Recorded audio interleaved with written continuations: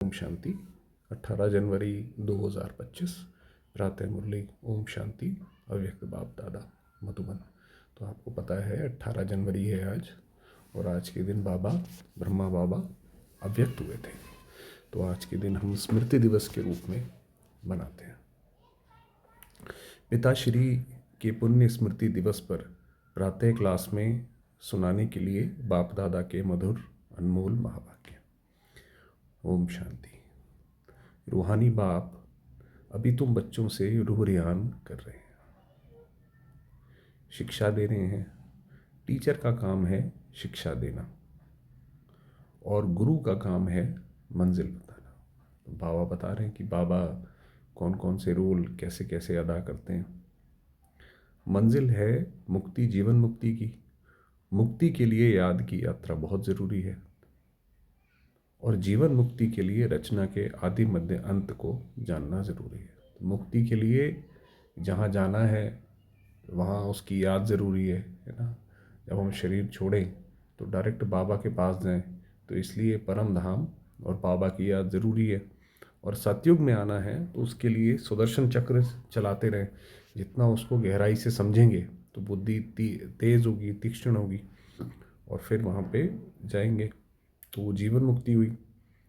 अब 84 का चक्र पूरा होता है, अब वापस घर जाना है। अब ये हमारा चक्र पूरा हुआ। भाई जितने जन्म लेने थे, जो करना था हो गया। अपने साथ ऐसी ऐसी बातें करने से बड़ी खुशी आएगी कि भाई चलो भाई अब चलें, अब हो गया यहाँ पे काम। और फिर दूसरों को भी खुशी में लाएंगे। दूसरों पर भी मेहर करनी है रास्ता बताने की, क्योंकि दुनिया में जो मनुष्य हैं वो तो बेचारे फंसे हुए हैं।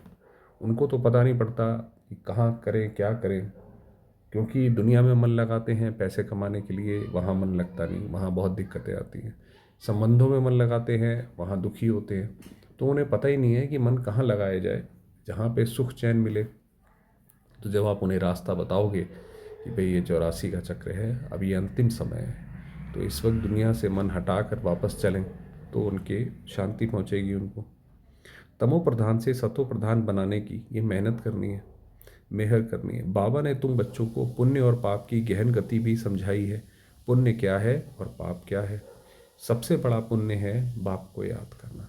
तो जो हमें बाबा मदद देते हैं, जब हमारे ऊपर ऐसी कोई परिस्थिति आती है, पुराने कर्मों का हिसाब किताब आता है, तो जो हमने ये पुण्य करा होता है कि हम बाबा को याद करते हैं, उसका फल उस समय मिलता है।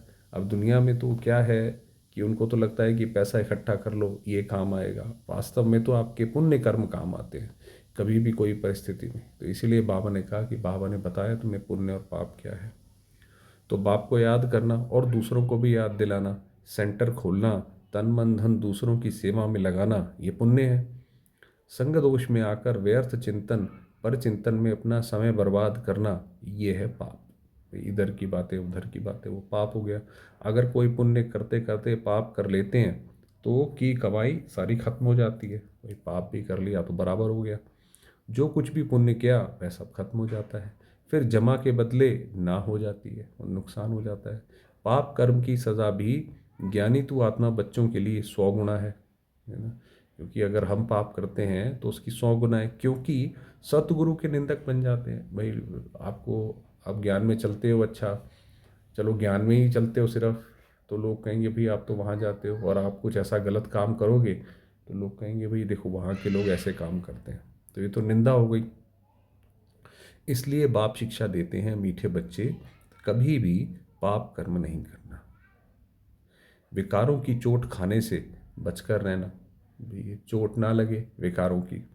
बाप का बच्चों पर लव है तो तरस भी पड़ता है।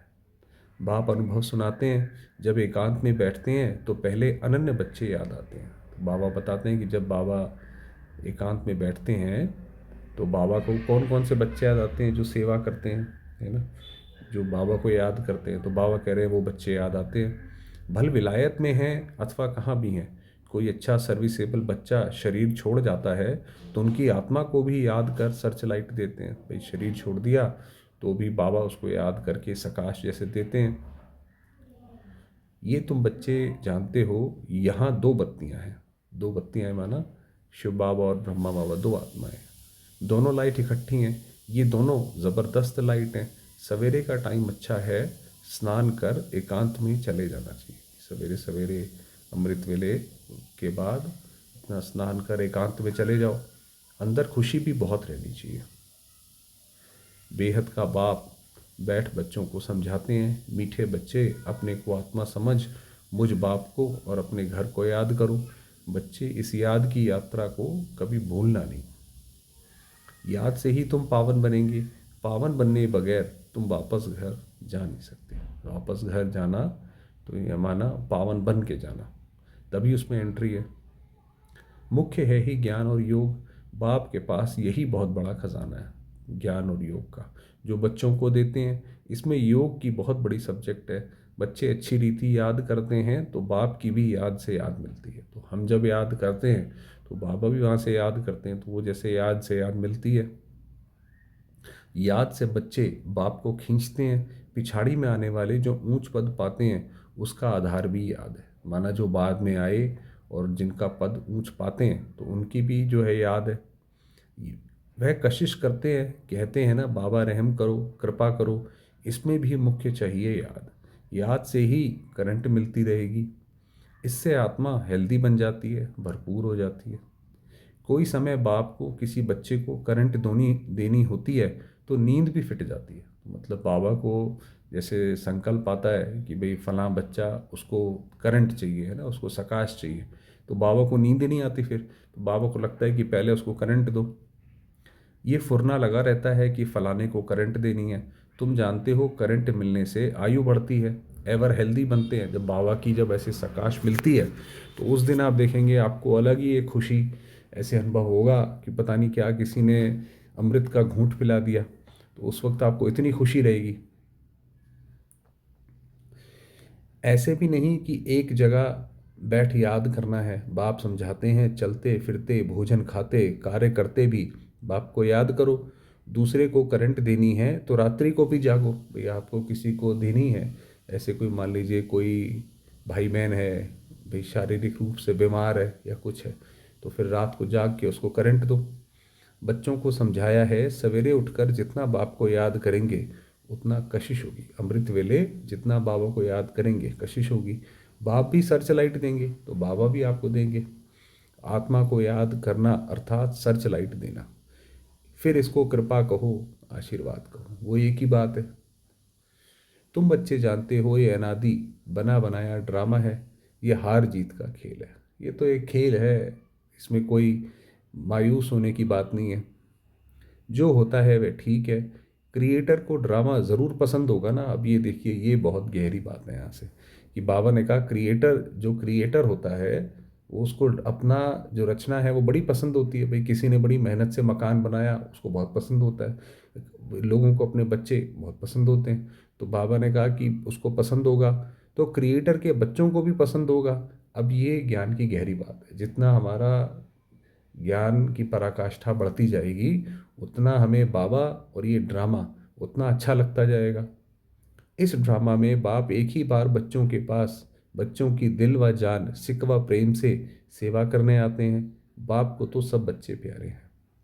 तुम जानते हो सतयुग में भी सब एक दो को बहुत प्यार करते हैं। जानवरों में भी प्यार रहता है सतयुग में। आप इंसान तो छोड़ो, जानवरों में भी बहुत प्यार रहता है। ऐसे जहाँ कोई जानवर होते नहीं जो प्यार से ना रहे। भाई ऐसा नहीं है वहाँ पे देवी देवता विचरण कर रहे हैं और दो जानवर लड़ लड़ रहे हैं, है ना, कुत्ते बिल्ली आपस में लड़ रहे हैं, ऐसा नहीं होगा। तो तुम बच्चों को यहाँ मास्टर प्यार का सागर बनना है। यहाँ बनेंगे तो वह संस्कार अविनाशी बन जाएंगे। ऐसा नहीं है कि सतयुग में जाएंगे तो हमारे ऑटोमेटिकली अच्छे संस्कार निकल के आ जाएंगे। यहाँ के जो संस्कार होंगे, जो यहाँ हमने बनाए होंगे, वहाँ वो जाके निकल आएंगे। बाप कहते हैं कल पहले मिसल हूबहू फिर से प्यारा बनाने आया हूँ। ये तो हर कल्प की बात है, हर कल्प में बाबा आते हैं। कभी किसी बच्चे का गुस्से का आवाज़ सुनते हैं तो बाप शिक्षा देते हैं, बच्चे गुस्सा करना ठीक नहीं है। इससे तुम भी दुखी होंगे, दूसरों को भी दुखी करेंगे।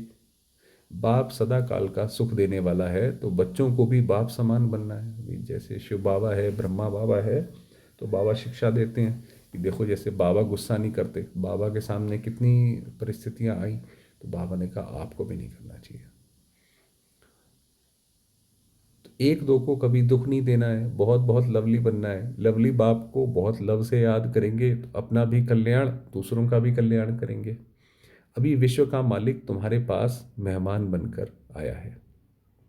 ये जो बाबा विश्व का मालिक है, तुम बच्चों के सहयोग से ही विश्व का कल्याण होना है। भाई हम जो भी ये सहयोग दे रहे हैं तन मन धन से, इससे ही सारे विश्व का कल्याण होगा।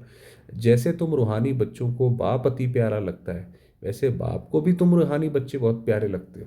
तो बाबा ने कहा जैसे हम बाबा को प्यार से याद करते हैं, ऐसे बाबा को भी हम बहुत अच्छे लगते हैं। क्यों? क्योंकि तुम ही श्रीमत पर सारे विश्व का कल्याण करने वाले हो। आप सोचिए पूरी दुनिया में कितने बाबा के बच्चे हैं, सारे ही बाबा के बच्चे हैं।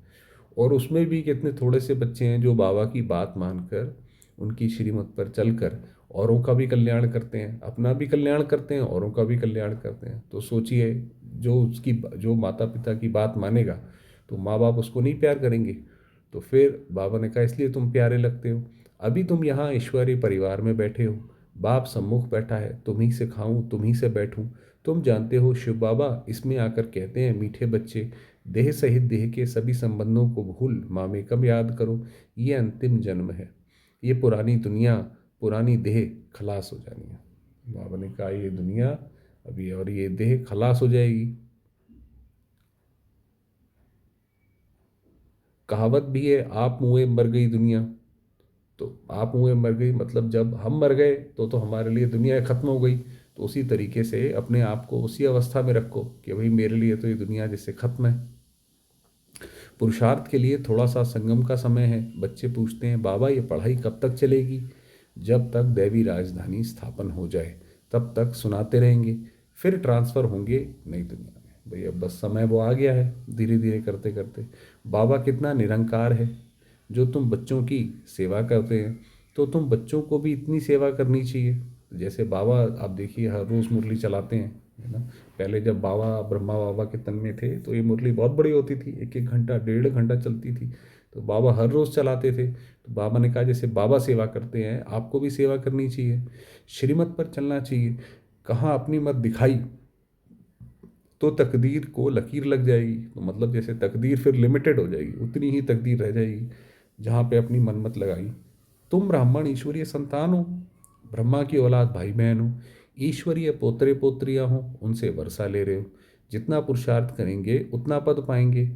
इसमें साक्षी रहने का भी बहुत अभ्यास चाहिए कि भाई दूसरे का जो पार्ट है वो साक्षी होके देखो। ऐसे नहीं भाई ये क्यों नहीं चलता, वो क्यों नहीं चलता, अरे भैया आप साक्षी हो जाओ। जिसका जैसा पार्ट है वो अपने हिसाब से चलेगा। बाप का पहला फरमान है अशरीरी भव, देही अभिमानी भव। अपने को आत्मा समझ मुझ बाप को याद करो, तब ही जो खाद पड़ी है वह निकलेगी, सच्चा सोना बन जाएंगे।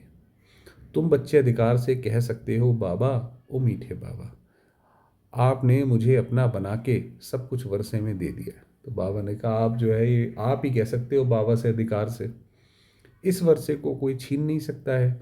इतना तुम बच्चों को नशा रहना चाहिए कि हमारे जो दौलत है, हमारा जो धन है, वो कभी भी खुट नहीं सकता, उसको दुनिया में कोई भी चुरा नहीं सकता।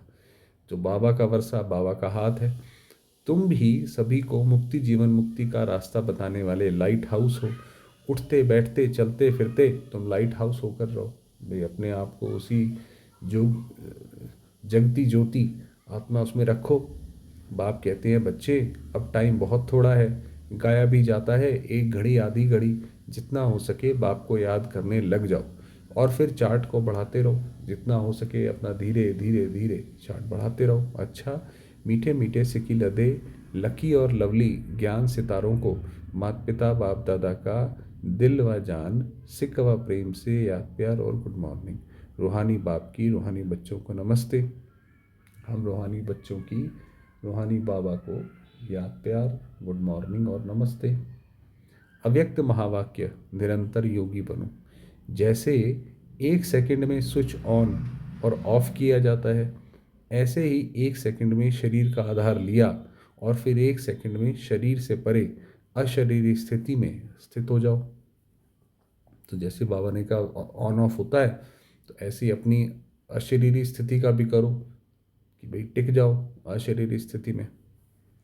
अभी अभी शरीर में आए, फिर अभी अभी अशरीरी बन गए। ये प्रैक्टिस करनी है। इसी को ही कहा जाता है, इसी को ही कर्मातीत अवस्था कहा जाता है। कोई भी काम कर रहे हो तो एकदम से अशरीरी हो जाओ, जैसे मैं आत्मा, बस ये शरीर है ही नहीं, तो ऐसे हो जाओ। जैसे कोई वस्त्र धारण करना व ना करना अपने हाथ में रहता है, आवश्यकता हुई धारण किया, आवश्यकता ना हुई उतार दिया। ऐसा ही अनुभव इस शरीर रूपी वस्त्र को धारण करने और उतारने में हो। अब ये बाबा ने, देखिए ये ब्रह्मा बाबा ने अपना अनुभव बताया कि भाई ऐसा ही आपको अनुभव हो, जैसे कोई कपड़ा पहना फिर उतार दिया, उसी तरीके से ये शरीर का आधार लिया और फिर हटा दिया, ये शरीर ही नहीं है अपना के पास। ऐसा ही अनुभव, अच्छा कर्म करते भी ऐसा अनुभव होना चाहिए, जैसे कोई वस्त्र धारण कर कार्य कर रहे हैं, कार्य पूरा हुआ और वस्त्र से न्यारे हुए। जैसे आप देखिए भाई बहन जो किचन में काम करते हैं वो एप्रन पहन लेते हैं, कोई ज़रूरत थी एप्रन पहन लिया, एप्रन पहना तब तक काम करा और जैसे ही काम खत्म हुआ उतार दिया। उसी तरीके से ये शरीर का भी हो। शरीर और आत्मा दोनों का न्यारापन चलते फिरते भी अनुभव हो। अब बाबा ने कहा देखो ये अलग अलग, न्यारापन माना जैसे अलग है, ये आत्मा अलग है, उसे न्यारापन अनुभव हो। जैसे कोई प्रैक्टिस हो जाती है ना, लेकिन ये प्रैक्टिस किन्हों को हो सकती है? जो शरीर के साथ व शरीर के संबंध में जो भी बातें हैं, शरीर की दुनिया संबंध व अनेक जो भी वस्तुएं हैं उनसे बिल्कुल डिटैच होंगे। क्योंकि अगर डिटैच नहीं होंगे तो उनके विचार चलते रहेंगे, अरे भाई ऐसा ना हो जाए, वैसा ना हो जाए, ये ना मिल जाए, वो ना मिल जाए, है ना, ये ना चला जाए। तो इसलिए उनसे डिटैच होना ज़रूरी है, तभी अभ्यास कर सकते हैं। ज़रा भी लगाव नहीं होगा तब न्यारा हो सकेंगे, क्योंकि अगर लगाव होगा तो उसकी चिंता उसमें डूबे रहेंगे, तो इसलिए वो ज़रूरी है। अगर सूक्ष्म संकल्प में भी हल्कापन नहीं है, डिटैच नहीं हो सकते हैं, तो न्यारेपन का अनुभव नहीं कर सकेंगे। वही बताया कि अगर डिटैच नहीं हो सकते हैं तो न्यारापन नहीं होगा। तो हर एक को अब ये प्रैक्टिस करनी है, बिल्कुल ही न्यारेपन का अनुभव हो, बिल्कुल जैसे मैं आत्मा अलग से इस शरीर में आके बैठी हूँ और सारा काम कर रही हूँ, ये न्यारेपन का अनुभव हो। इस स्टेज पर रहने से अन्य आत्माओं को भी आप लोगों से न्यारेपन का अनुभव होगा, वह भी महसूस करेंगे। अब देखिए बाबा ने कितनी बात बताई, कितनी बड़ी बात बताई कि हम दूसरों के साथ जब आते हैं व्यवहार में, कितनी बार ज़रूरी होता है कि हम उनसे प्यार से बात करें ताकि हमारा काम आराम से निकल जाए, है ना, सहयोग मिले उनका। तो बाबा ने कहा आप इस अवस्था में टिक के बात करो, उनको भी ये लगेगा कि ये कुछ अलग आत्मा है। जैसे योग में बैठने के समय कई आत्माओं को अनुभव होता है ना, ये ड्रिल कराने वाली न्यारी स्टेज में है, ऐसे चलते फिरते फरिश्तेपन के साक्षात्कार होंगे। तो बाबा ने कहा ऐसे ही आप अपने आप को ये समझो कि भी मैं आत्मा अलग हूँ, फरिश्तापन देखो। यहाँ बैठे हुए भी अनेक आत्माओं को, जो भी आपके सतयुगी फैमिली में समीप आने वाले होंगे, उन्हों को आप लोगों के फरिश्ते रूप और भविष्य राज्य पद के दोनों इकट्ठे साक्षात्कार होंगे। तो बाबा ने कहा देखिए अब कितनी अच्छी बात है कि हम दूसरी आत्माओं के सामने जाएं और उन्हें ऐसे अनुभव होने लग जाए। तो जैसे शुरू में ब्रह्मा में संपूर्ण स्वरूप और श्री कृष्ण का दोनों साथ साथ साक्षात्कार करते थे, ऐसे अब उन्हों को तुम्हारे डबल रूप का साक्षात्कार होगा। जैसे जैसे नंबरवार इस न्यारी स्टेज पर आते जाएंगे तो आप लोगों के भी ये डबल साक्षात्कार होंगे। अभी ये पूरी प्रैक्टिस हो जाए तो यहाँ वहाँ से यही समाचार आने शुरू हो जाएंगे। जैसे शुरू में घर बैठे भी अनेक समीप आने वाली आत्माओं को साक्षात्कार हुए ना, वैसे अब भी साक्षात्कार होंगे। यहाँ बैठे भी बेहद में आप लोगों का सूक्ष्म स्वरूप सर्विस करेगा। तो बाबा ने कहा आप कितनी आगे की बात बताई बाबा ने कि ऐसा होगा तो आपका स्वरूप सर्विस करेगा। अब यही सर्विस रही हुई है। साकार में सभी एग्जाम्पल तो देख लिया, सभी बातें नंबरवार ड्रामा अनुसार होनी है। जितना जितना स्वयं आकारी फरिश्ते रूप में होंगे उतना आपका फरिश्ता रूप सर्विस करेगा। आत्मा को सारे विश्व का चक्र लगाने में कितना समय लगता है, तो अभी आपके सूक्ष्म स्वरूप भी सर्विस करेंगे। बाबा ने कहा जैसे आपका जो सूक्ष्म स्वरूप होगा वो आपके संकल्प के हिसाब से, भाई आपने संकल्प किया यहाँ जाओ, तो आपका वो जैसे इतना पावरफुल संकल्प होगा जैसे आपका सूक्ष्म शरीर वहाँ चला गया, तो इस तरीके से वो सर्विस करेगा। ये बहुत गहरी मुरली बताई है बाबा ने आज तो। ये तो जितना जितना स्वयं आकारी फरिश्ते स्वरूप में होंगे उतना आपका फरिश्ता रूप सर्विस करेगा। आत्मा को सारे विश्व का चक्कर लगाने में कितना समय लगता है। तो अभी आपके सूक्ष्म स्वरूप भी सर्विस करेंगे, लेकिन जो इस न्यारी स्थिति में होंगे। किनका करेगा? जिनकी ये न्यारी स्थिति होगी। स्वयं फरिश्ते रूप में स्थित होंगे। शुरू में सभी साक्षात्कार हुए हैं। फरिश्ते रूप में संपूर्ण स्टेज और पुरुषार्थी स्टेज दोनों अलग अलग साक्षात्कार होता था। जैसे साकार ब्रह्मा और संपूर्ण ब्रह्मा का अलग अलग साक्षात्कार होता था, वैसे अनन्य बच्चों के भी साक्षात्कार भी होंगे। तो बाबा ने कहा कि दोनों अलग अलग होंगे। जैसे बाबा के हमें दिखाई पड़ते थे पहले कि भी श्री कृष्ण अलग और ब्रह्मा बाबा अलग, तो ऐसे ही हमारे भी दिखाई पड़ेंगे दोनों।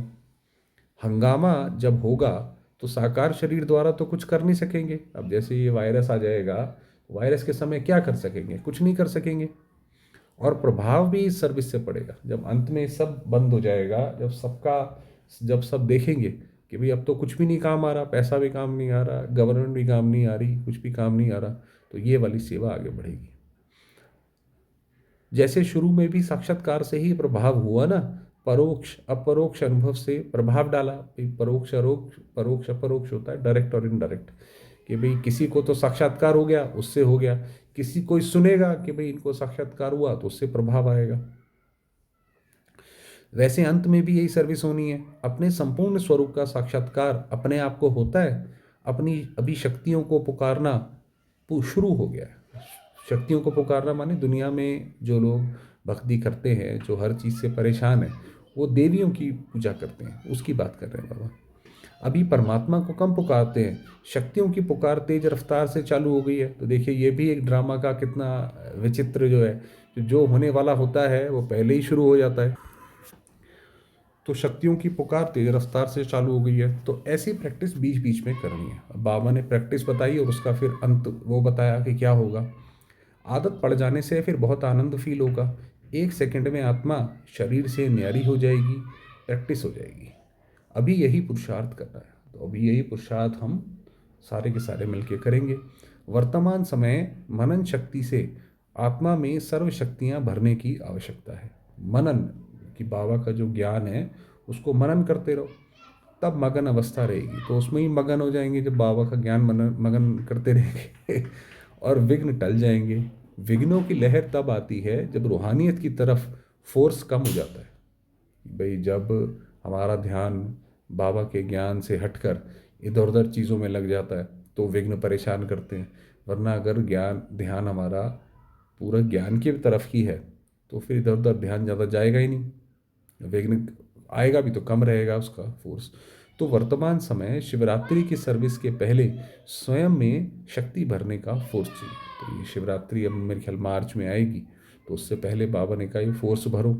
भले योग के प्रोग्राम्स रखते हो, लेकिन योग द्वारा शक्तियों का अनुभव करना कराना अब ऐसी क्लासेस की आवश्यकता है। प्रैक्टिकल अपने बल के आधार से औरों को बल देना है। सिर्फ बाहर की सर्विस के प्लान नहीं सोचने हैं, लेकिन पूरी ही नज़र चाहिए सभी तरफ। तो ऐसी सेवा करो कि हर तरफ एक बहुत अच्छी सेवा हो। जो निमित्त बने हुए हैं उन्हों को ये ख्यालात आनी चाहिए कि हमारी फुलवारी किस बात में कमज़ोर है। कि भाई हमारी जो ये इतने सारे बच्चे आते हैं हर एक सेंटर पर, तो हर एक को ये अब आना चाहिए कि भाई हमारा स्टूडेंट्स किस चीज़ में कमज़ोर है। किसी भी रीति से अपनी फुलवारी की कमज़ोरी पर कड़ी दृष्टि रखनी चाहिए। समय देकर भी कमज़ोरियों को ख़त्म करना है। जैसे साकार रूप को देखा, कोई भी ऐसी लहर का समय होता तो दिन रात सकाश देने की विशेष सर्विस, विशेष प्लान्स चलते थे। भाई कोई ऐसा कुछ हुआ, परिस्थिति आई, तो बाबा सारे के सारे योग में बिठा देते थे बाबा सबको। भाई अब योग करो उनके लिए, है ना, उनको सकाश दो। निर्बल आत्माओं को बल भरने का विशेष अटेंशन रहता था, जिससे अनेक आत्माओं को अनुभव भी होता था। रात रात को भी समय निकाल आत्माओं को सकाश भरने की सर्विस चलती थी। अब ये देखो, ये बाबा ने बताया कि रात रात भर जो योग चलता था, तो अभी विशेष सकाश देने की सर्विस करनी है। लाइट हाउस माइट हाउस बनकर ये सर्विस खास करनी है, तब चारों ओर लाइट माइट का प्रभाव फैलेगा। अभी यही आवश्यकता है। जैसे कोई साहूकार होता है तो अपने नज़दीक संबंधियों को मदद देकर ऊंचा उठा लेता है, ऐसे वर्तमान समय जो भी कमज़ोर आत्माएं संपर्क और संबंध में हैं उन्हों को विशेष सकाश देनी है। तो बाबा ने कहा, ये सकाश के ऊपर बाबा ने कितना जोर दिया। अच्छा, वरदान दिया, हजार भुजा वाले ब्रह्मा बाप के साथ का निरंतर अनुभव करने वाले सच्चे स्नेही भव। वर्तमान समय हजार भुजा वाले ब्रह्मा बाप के रूप का पाठ चल रहा है। तो बाबा के हजार भुजाएं हैं, कितनी सारी बाबा के बच्चे हैं, तो उनका ही पाठ चल रहा है। जैसे आत्मा के बिना भुजा कुछ नहीं कर सकती, वैसे बाप दादा के बिना भुजा रूपी बच्चे कुछ नहीं कर सकते हैं। तो बाबा तो चाहिए ही चाहिए। हर कार्य में पहले बाप का सहयोग है। जब तक स्थापना का पाठ है तब तक बाप दादा बच्चों के हर संकल्प और सेकंड में साथ साथ है। कितनी बड़ी बात बताई बाबा ने। जब तक ये संगम युग है तब तक बाबा हर संकल्प में हमारे साथ है। इसलिए कभी भी जुदाई का पर्दा डाल वियोगी नहीं बनो। अरे भाई योग नहीं लग रहा, ऐसा है वैसा है, अरे भाई बाबा ने बोला, बाबा हमेशा साथ है, बस इसी खुशी में रहो। योग लग गया इसी में ही, प्रेम के सागर की लहरों में लहराओ। कि भाई जैसे बाबा, अब देखिए हमसे मुरली में कैसा स्नेह करता है, पीछे भी ऊपर भी बोला कि भाई क्या कहते हैं कि बाबा भी नहीं रह सकता, बाबा को भी याद आती है, याद से याद खींचती है। तो गुणगान करो लेकिन घायल नहीं बनो। वही घायल जो बताया कि अरे भाई बाबा, हम तो मिल ही नहीं पाए बाबा से, ये होता है घायल, अपने आप को घायल कर दिया। बाप के स्नेह का प्रत्यक्ष स्वरूप सेवा के स्नेही बनो। कि बाबा से जितना स्नेह होगा उस उतना ही आपको सेवा से स्नेह होगा। स्लोगन है, अशरीरी स्थिति का अनुभव व अभ्यास ही नंबर आगे लेने का आधार है। ये जो पूरा बताया अशरीरी स्थिति कैसे बनेगी, उससे ही आगे नंबर मिलेंगे। अपनी शक्तिशाली मनसा द्वारा सकाश देने की सेवा करो। हर समय हर आत्मा के प्रति मनसा स्वतः शुभ भावना और शुभ कामना की शुद्ध वाइब्रेशन वाली स्वयं को और दूसरों को अनुभव। क्या मतलब हुआ कि कोई भी हमसे मिले तो ये लगे ये तो सबके लिए अच्छा बोलते हैं, है ना, इनकी शुभ भावना शुभकामना सबके लिए है, ऐसा अनुभव हो, खुद को भी लगे दूसरों को भी लगे। मन से हर समय सर्व आत्माओं के प्रति दुआएं निकलती रहें। मनसा सदा इसी सेवा में बिजी रहो। जैसे वाचा की सेवा में बिजी रहने के अनुभवी हो गए हो, अगर सेवा नहीं मिलती है तो अपने को खाली अनुभव करते हो। ऐसे हर समय वाणी के साथ साथ मनसा सेवा स्वतः होती रहे। कि भाई हमारे मन से ये अपने आप ही ये लहर निकलती रहे कि सर्व आत्माओं का कल्याण हो, इस आत्मा का भी कल्याण हो, उस आत्मा का भी कल्याण हो। ऐसे ऐसे निकलती रहे, तो ये सकाश है। अच्छा, ओम शांति।